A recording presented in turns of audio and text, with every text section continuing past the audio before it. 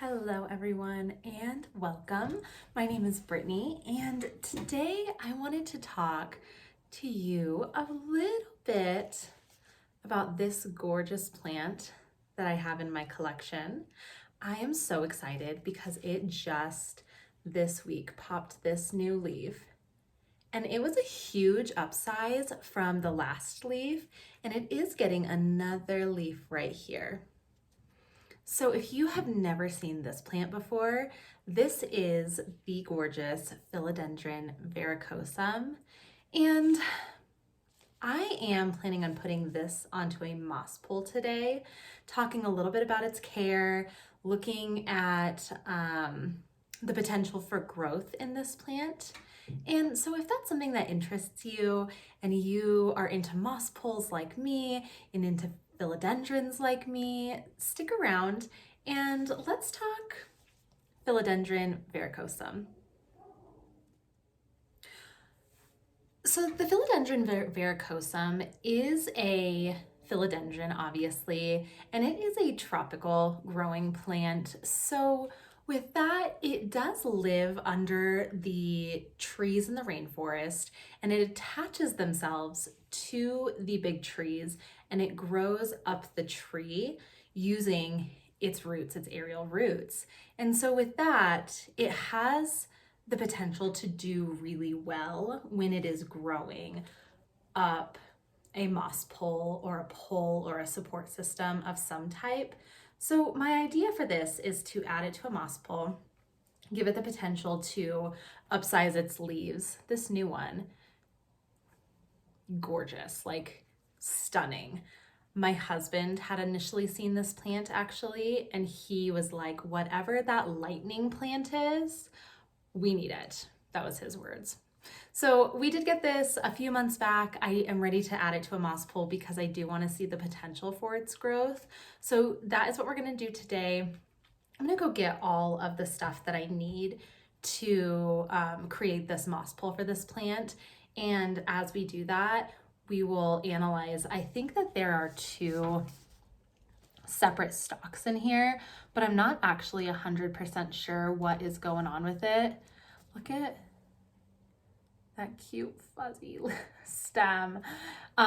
So we'll take this out, kind of analyze how many stalks there is and go from there and see how much of this we actually want to put onto the pole. So let me go grab that stuff and then we will get to repotting and putting this up on the pole. Okay, so I went ahead and backed you all up here. We have our plant and I'm gonna keep it in the same size pot for now because it does have a lot of space in this pot. I do have a little baby moss pole that I made. I just wanted it big enough that we can experiment a little bit and see how this goes with this plant. So I didn't need a huge enormous one because we can always just extend the moss pole as the plant grows and when it thrives. And then I have some soil mixture. So the first thing I want to do is take gently this plant out of this pot. So I'm gonna go ahead and do that. I'm gonna give it, this is a pretty well draining soil, so it doesn't seem really tight in here. I'm gonna go ahead and just dump this into my soil pot with all my little baby pots in it. Because I know for a fact that this is a good potting mix because it is my potting mix. So I'm gonna go ahead and take this out here gently. I'm nervous, I don't know why. Come on, buddy. And when you're repotting these fast growing plants, it is important for you to loosen the roots up just a little bit. Oh, it has good roots. Let me kind of get this soil off and I'll show you. Because the looser the roots, the more room that it will have to grow, and that will make for a larger plant in the long run. So these roots are awesome. I'm just loosening a little bit really gently of this soil off of the roots, not disturbing any of the roots really. Wow, those look good. Just strong, healthy root ball.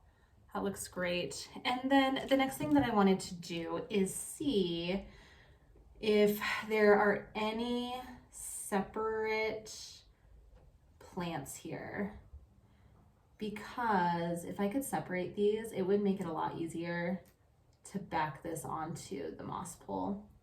So I'm gonna wiggle these around a little bit, gently kind of get into the roots and see. It really does look like there's two. So I'm gonna see if I can separate these here briefly. And when I have them separated, I'll show you how we're gonna fit these onto the moss pole here. Alrighty, so I did get this separated and I was correct. There is this larger piece and you can see those roots down there. And then there was this smaller piece and it did have significantly fewer roots. So I kind of think that I'm just going to put this larger one onto the pole, and then this little baby one can be just a separated propagation in its own baby little pot, and as it matures then we'll put it on its own moss pole. So the idea here is that the moss pole is only partially filled because the bottom part is going to be soil and this part is the worst. So I'm going to fill this with soil. And I've learned from experience that you want to really make sure that you're packing that soil in there, because as you water the moss pole, it pushes downward, obviously the water with gravity, and if it isn't nicely packed, you will lose soil. And in one of my moss pole plants right now, I do have some gapping in the soil section of the pole. So make sure that that is nice and tight in there so that there aren't any air bubbles that the water can escape from. Just a little personal lesson that I've learned. And then I am going to place the moss pole right into this pot. I do like it to be a little bit more centered, just because I feel like it distributes the weight more evenly. I'm gonna place a little bit of soil on the bottom here. And this is a really aerated moss pole mix. It has a lot of coco coir, it has perlite in it, and then I'm gonna go grab something to stake this onto the pole with.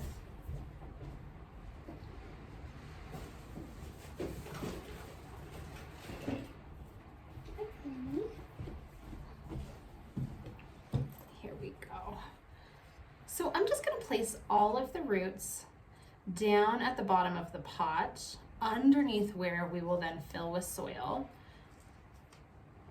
So the roots are going where the soil is, and the actual stem is going where the moss is. And then I'm going to use my favorite, the little butterfly clippies. They remind me of the 90s when I was growing up. And I'm just gonna stake this gently into the moss pole while I fill the rest of the pot up with soil. Okay, so that is what this little guy looks like. And if you can tell, I'm smiling so big. This is so cute and exactly what I wanted. I cannot wait for these leaves to continue to grow. This is awesome. So I will keep you updated on how this looks as it grows, but I figure while we're talking about Verrucosum, let's just touch on a couple of care tips in case you are planning on getting one in the near future. So a couple things that I've learned is that these guys do thrive in really nice light. Let you look at it. And so I do keep it right next to a window or under a grow light.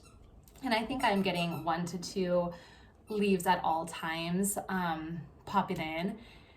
It just started with a couple of leaves when I first got it. So lighting helps. If it's a plant that you're planning on putting outside, I would maybe reconsider, because these velvety, thin, delicate leaves are pretty susceptible to burning in the light. So bright indirect sunlight, but not bright direct sunlight, if that makes sense. The other thing is it will get mad if it does not get the amount of water that it needs. You'll be able to tell because these little tips of the leaves will start to crisp up, and that is when you know it's time to water. So about 90% dry, I stick a stake down in it and then I will water this plant. It also does prefer cooler conditions, but humid conditions. So inside your house is fantastic. If you have a humidifier that you can put in the general area of this Verrucosum, it will thrive and it will be happier. And then the other thing that I have noticed is it does like fertilizer. So I have been just lightly fertilizing this plant every time I water it, and it has been upsizing in leaves quickly. So it is not seeming like it's being over fertilized in that way at all. So fertilizer seems to be not an issue with this plant. So just keep that in mind as you are growing this. If you have a huge Verrucosum, I would love to see it. And if you have any tips for how you got that large Verrucosum, please share those down below, because the dream is to have one of those huge lightning, like my husband says, plants that are on a moss pole, that the leaves are bigger than your head.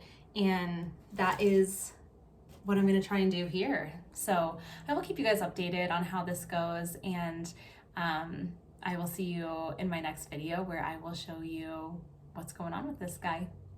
Click the like and subscribe to my channel if it's something that you're interested in, chit-chatting like girlfriends about plants, and I will see you guys next time.